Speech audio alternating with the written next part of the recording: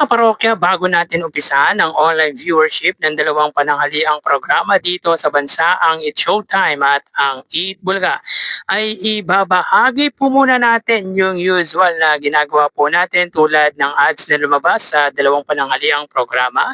Ang highest views o ito po yung pinakamataas na views na naabot po nila para sa ngayong episode at of course yung papremyong ibinahagi ng dalawang noontime show ngayong araw po. Pero bago natin talakayin yan at bago natin umpisa ng online viewership ay magpapakilala po muna ako sa inyo.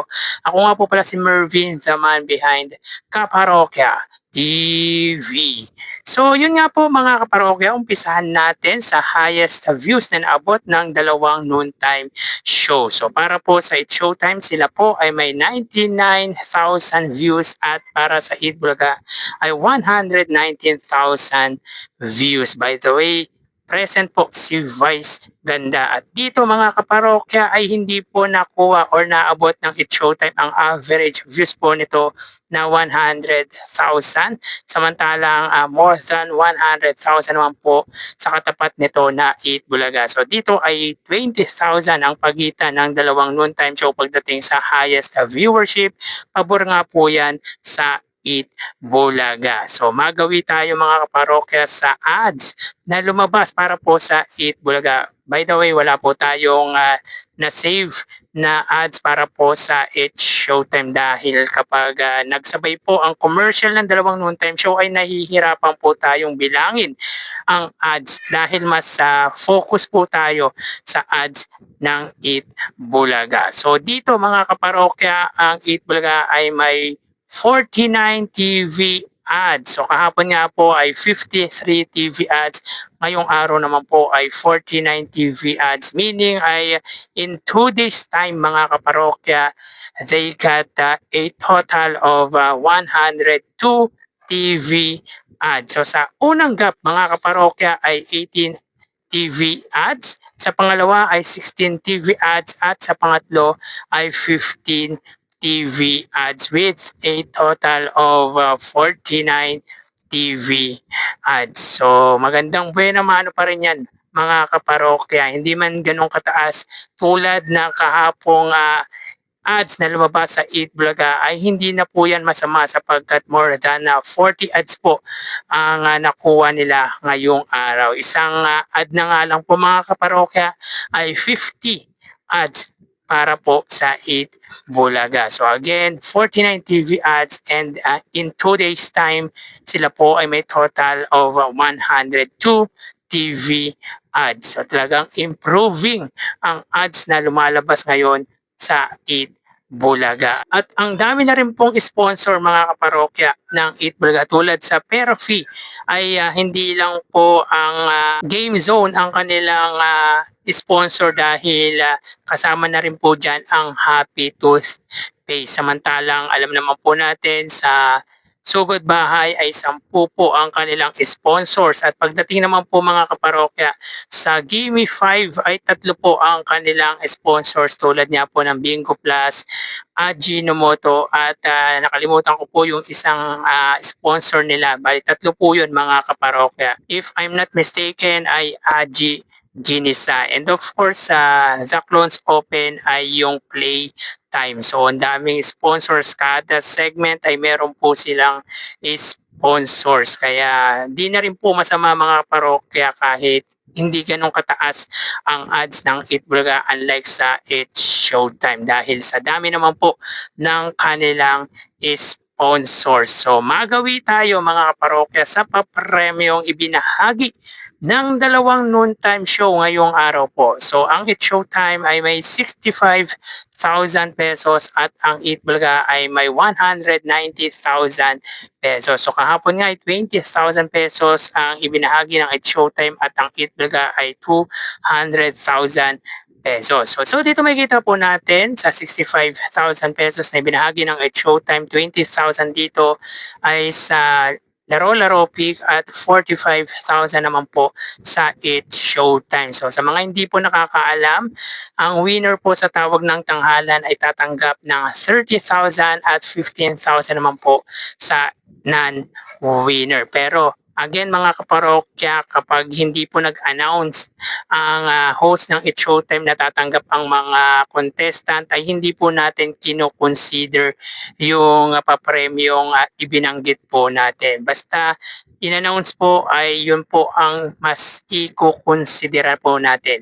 So sa elimination round mga kaparokya ng Laro-Laro Pick, 20,000 dito ay sa elimination round at pagdating sa jackpot round ay bokya sapagkat mas pinili ng naglaro ng jackpot round ng Laro-Laro Pick ang pot money kesa sa lipat na kung saan ang pot money ay 150,000 pesos. So, syempre mga kaparokya, sayang nga naman ang 150,000 pesos.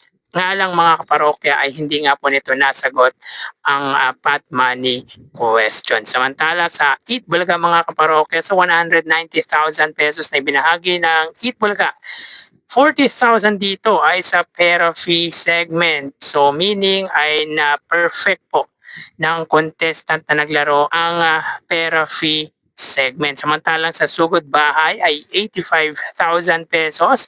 So dito mga kaparokya, yung winner ay nakapag-uwi ng 45,000. Ang holiday hotdog ay nagbigay ng 15,000, ang hot gulaman ay 5,000, and of course yung mga nakapila po ay 20,000. Samantala sa Gimme 5, yung audience ay perfect 15 po ang nakuha po nila at yung naglaro nga po sa jackpot round ng Gimme 5 ay isa lang po ang naisagot na kung saan ay ang equivalent po nito ay 20,000 pesos. Sa The Clones Open mga kaparokya ay 10,000 pesos sapagkat yung naglaro po sa jackpot round na The Clones Open ay 5,000 pesos. So dahil nga po nakuha nito ang double the money ay nakapag-uwi po siya ng 10,000 pesos. Sayang mga kaparokya, more than 200,000 po sana ito kung na perfect po ang Gimme 5 or sabihin po natin kung nakuha yung tamang sagot sa Gimme 5 worth of 50,000. And of course sa Clones Open, kung nakasagot yung mga BIP audience na naglaro po sa The Clones Open ay 45,000 pesos po sana ang total nito. So again, 190,000 para po sa Eat Bulaga, 65,000 naman po sa It's Showtime. So dito pagdating sa pamimigay ng papremyo ay ahead ang Eat Bulaga. So yan po ang update natin para sa dalawang pananghaliang programa ngayong araw po. So tara, ating alamin ang online viewership ng dalawang bigating noontime shows. Para sa Eat Bulaga under TVJ Facebook page na may 3.7 million followers at sa It's Showtime na may 19 million followers. So sa oras na 1:25 PM ang It's Showtime po ay may kasalukuyang segment na Laro-Laro Pick. Ito po ay yung jackpot round ng Laro-Laro Pick. Samantalang ang Eat Bulaga naman po, sila po ay may segment na Gimme 5. So dito makita po natin na ang It's Showtime po ay may 3,300 viewers.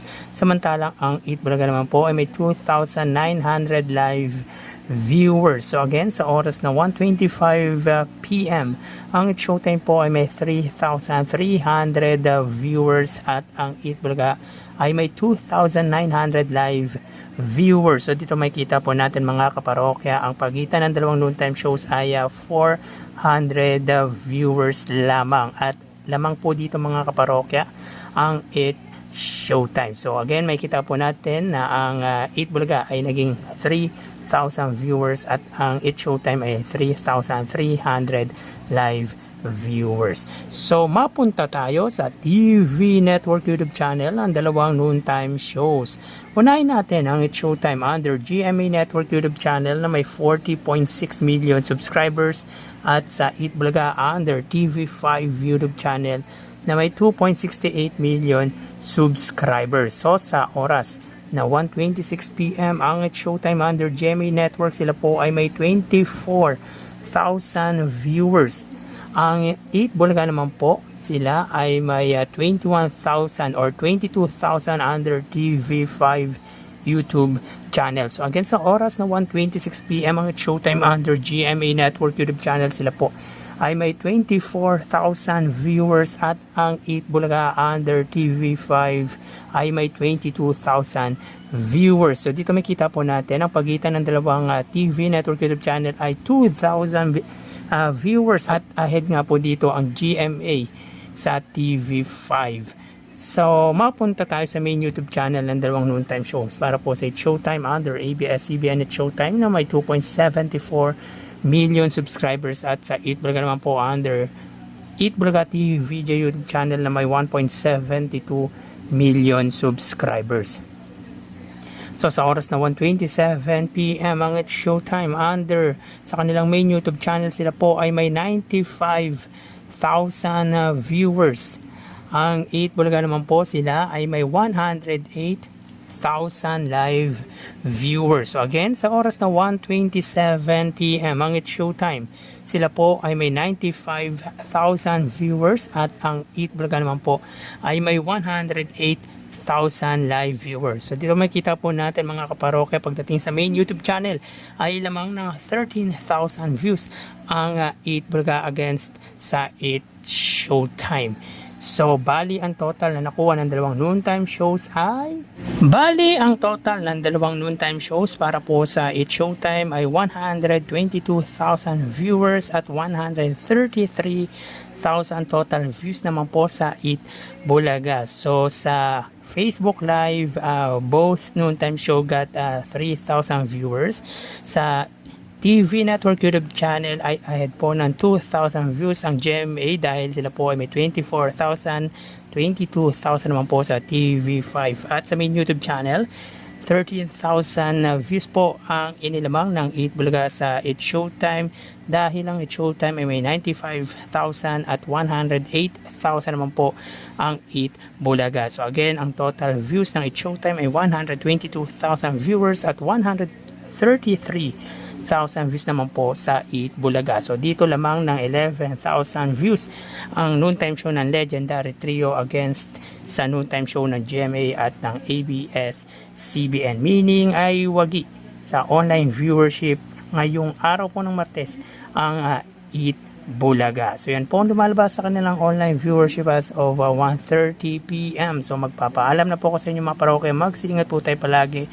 Thank you and God bless.